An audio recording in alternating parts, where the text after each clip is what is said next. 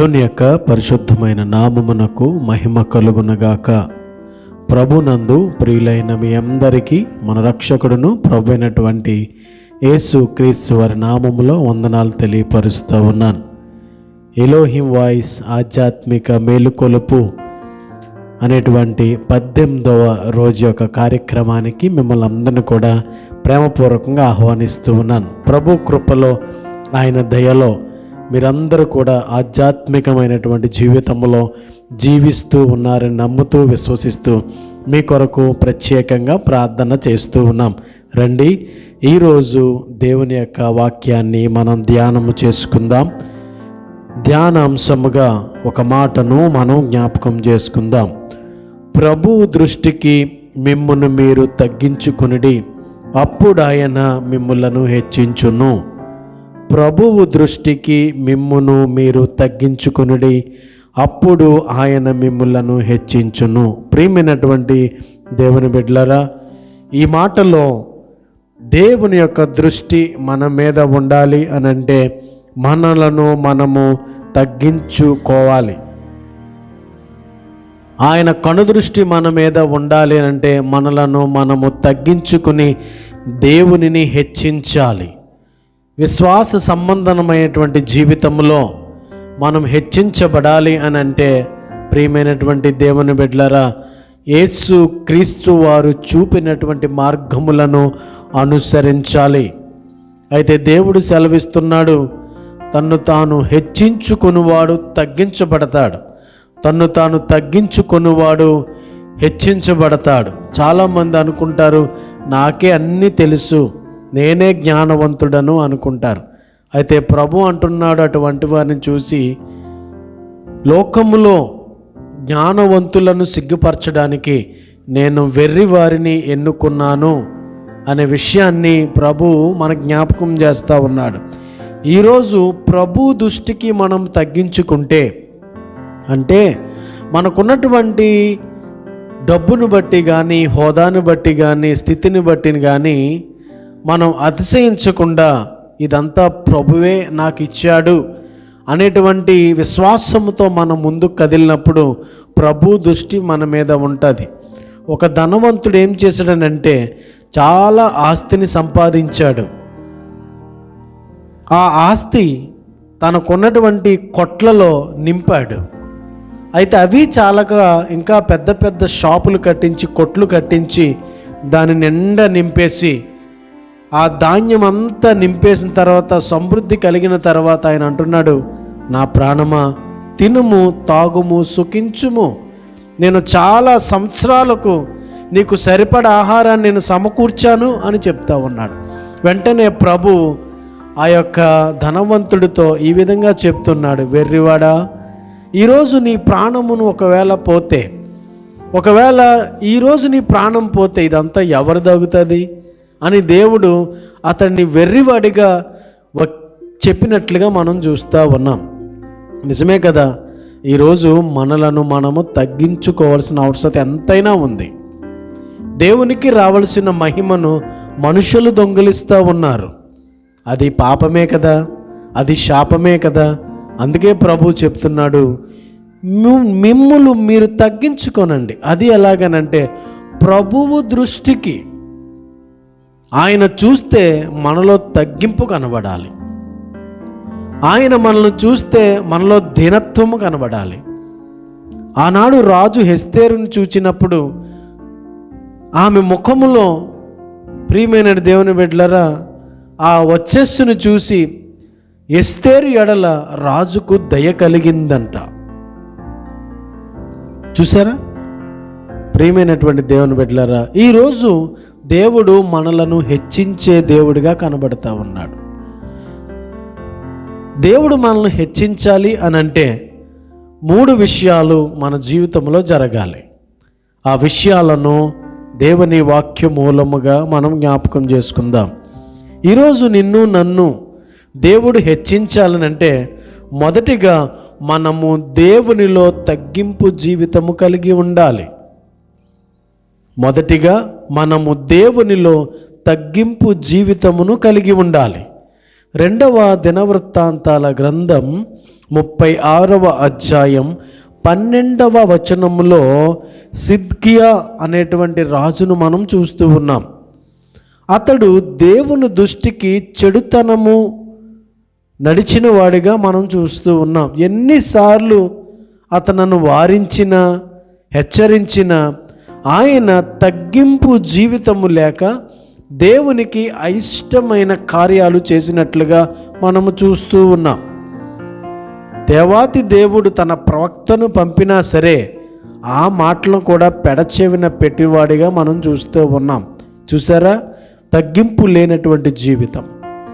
అయితే ఈరోజు మనము దీవించబడాలి అనంటే, మనము హెచ్చించబడాలి అనంటే, దేవుని దృష్టిలో ఘనమైన వారిగా ఉండాలి అనంటే మనము దేవునిలో తగ్గింపు జీవితము కలిగి ఉండాలి. అప్పుడే దేవుని దృష్టిలో మనము ఘనమైన వారిగా ఎంచబడతాం.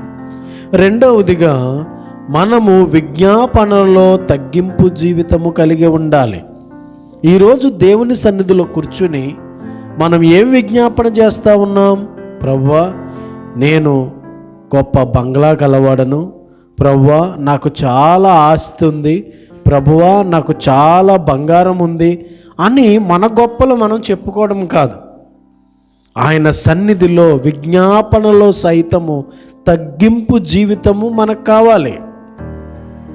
రాజైన మనస్సే తన చెడు నడతను బట్టి దేవునిని తెలుసుకున్న తర్వాత ఆయన సన్నిధిలో పశ్చాత్తాపపడి ప్రార్థన చేస్తున్నాడు. తన్ను తాను తగ్గించుకుంటున్నాడు. అయ్యా, నేను చేసిందంతా తప్పే, నీవే నిజమైన దేవుడవు, నా రాజ్యంను నాకు తిరిగి ఇచ్చేవాడవు నువ్వే అని తన బలాన్ని దేవుని ఎదుట ప్రదర్శించట్లేదు. తనకున్నటువంటి బంధువర్గాన్ని దేవుని ఎదుట కనబరచట్లేదు. కేవలము దేవుని వైపు చూస్తూ తను ఏమై ఉన్నాడో అదే దేవుని సన్నిధిలో ఒప్పుకుంటూ ప్రార్థన చేస్తున్నాడు. తను తగ్గించుకుంటూ ప్రార్థన చేస్తూ ఉన్నాడు. ఇది కదా దేవునికి కావలసినటువంటి జీవితం. నా ప్రియమైనటువంటి దేవుని బిడ్డలారా, ఇద్దరు ఉన్నాడు. ఒకడు సుంకరి, మరొకడు పరిసయ్యుడు. వారిద్దరి ప్రార్థనలో చాలా వ్యత్యాసం కనబడతా ఉంది. ఈరోజు ప్రియమైనటువంటి దేవుని బిడ్డలారా, నువ్వు చేసేటువంటి విజ్ఞాపనలో దేవునిని హెచ్చించాలి. దేవుడు ఉన్నతమైన వాడని ఆయనను పొగడాలి. ఎందుకనంటే ఆయన చేసినటువంటి కార్యాలు అటువంటివి. అందుకే నువ్వు చేసేటువంటి ప్రార్థనలో, నువ్వు చేసేటువంటి విజ్ఞాపనలో, నువ్వు పాల్గొనేటువంటి దేవుని యొక్క సమావేశాల్లో నీ విజ్ఞాపనలో తగ్గింపు కనబడాలి.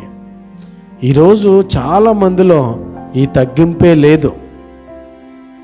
కొద్దిగా తెలిస్తే చాలు, నాకే అంతా తెలుసు, నేనే అందరికన్నా గొప్పవాడిని, నేనే జ్ఞానవంతుడను, నేనే పాటగాడను, నేనే ప్రసంగికుడను, చాలా విధములైనటువంటి గొప్పలు పోతూ దేవుని దృష్టికి తమ్ము తాము తగ్గించుకొనడం మానేసి హెచ్చించుకుంటూ ఉన్నారు.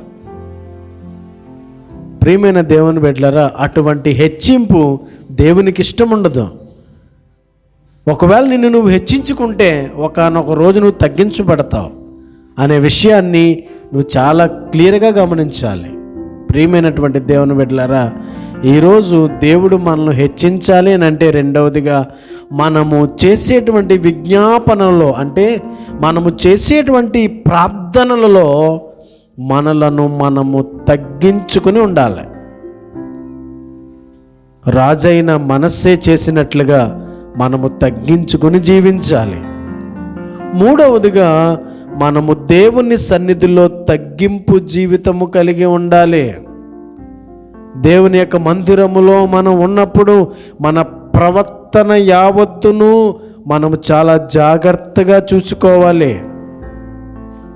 ప్రియమైనటువంటి దేవుని బిడ్డలారా, ఆయన సన్నిధికి వెళుతున్నామనంటే దేవుని యొక్క ప్రసన్నత నిలిచి ఉండేటువంటి స్థలములో మనం ఉన్నాము అని అంటే మన జీవితము దేవుని సన్నిధిలో, మన క్రియలు, మన పనులు, మన యొక్క చూపులు, మన యొక్క నడవడికలు మన యొక్క ఆలోచనలు ఏ విధంగా ఉన్నాయో, దేవుని దృష్టిలో తగ్గించుకుని ఉన్నాయా, లేకపోతే దేవుణ్ణి మనం డామినేట్ చేసే విధంగా ఉన్నాయా అనే విషయాన్ని మనం గమనించాలి. ప్రియమైనటువంటి వాళ్ళరా, చాలా క్లియర్గా దేవుని యొక్క వాక్యం చెప్తుంది ఏంటనంటే, ఆయన సన్నిధిలో మనలను మనము తగ్గించుకోవాలి. మనలను మనము తగ్గించుకున్నప్పుడే దేవుడు తన దృష్టి మన మీద ఉంచి మనలను హెచ్చిస్తాడు. ప్రియమైనటువంటి దేవుని బిడ్డలారా, ఈరోజు విశ్వాస సంబంధమైన జీవితములో నీకు కలిగినటువంటి వినయము ద్వారా నువ్వు దేవుని బిడ్డవనే విషయాన్ని అనేకులు గుర్తించాలి. ఈరోజు దేవుని యొక్క వాక్య మూలముగా ఈ విధంగా మాట్లాడుతూ ఉన్నాడు. ప్రభు దృష్టికి మనలను మనము తగ్గించుకోవాలి, అప్పుడు ఆయన మనలను హెచ్చిస్తాడు. ఈరోజు మన జీవితాలలో ప్రభువు మనల్ని హెచ్చించాలేనంటే మొదటిగా మనము దేవునిలో తగ్గింపు జీవితము కలిగి ఉండాలి.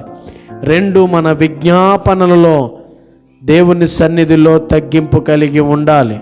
3, దేవుని ప్రాంగణములో, దేవుని ఆలయములో తగ్గింపు జీవితము కలిగి ఉండాలి. అట్టి కృప పరిశుద్ధాత్మ దేవుడు మనందరికీ అనుగ్రహించి మనలను హెచ్చించునుగాక. ఆమేన్. ప్రార్థన చేసుకుందాం, ఏకీభవించండి. మహాపరిశుద్ధుడా, ప్రేమగల తండ్రి, నీ ఘనమైన శ్రేష్టమైన ఉన్నతమైన నామానికి స్తోత్రాలు. ఇప్పటి వరకు నీ వాక్కు ద్వారా మీరు మాతో మాట్లాడిన విధానాన్ని బట్టి నీకు స్తోత్రాలు. అవును నాయనా, మమ్ములను మేము తగ్గించుకొనుట ద్వారా నీవే నీ సమయంలో హెచ్చించువాడవు గనుక ఆనాడు రాజైన మనస్సే తన్ను తాను తగ్గించుకుని నిన్నే విధంగా ఆరాధించాడో అట్టి రీతిగా మేము కూడా మమ్ములను మేము తగ్గించుకుని నాయనా నిన్ను హెచ్చించేవారిగా మేము ఉండడానికి మాకు సహాయం చేయండి. ఎక్కడైతే మేము తగ్గించుకుంటామో అక్కడ మమ్మల్ని హెచ్చిస్తావు. అందును బట్టి నీ కొందనాలు తెలియపరుస్తూ నీ కనుదృష్టి మా మీద ఎల్లవేళ ఉంచి నడిపించమని యేసయ్య నామములో అడిగి వేడుకొనుచున్నాము మా ప్రియ పరలోకపు తండ్రి. ఆమేన్. మన తండ్రి అయినటువంటి దేవుని ప్రేమ, కుమారుడైనటువంటి యేసుక్రీస్తు యొక్క కృప, పరిశుద్ధాత్మ దేవుని యొక్క అన్యోన్య సహవాసము సమాధానము మనందరికీ సదాకాలము దేవుడు తోడై ఉండి సంరక్షించి కాపాడునుగాక. ఆమేన్.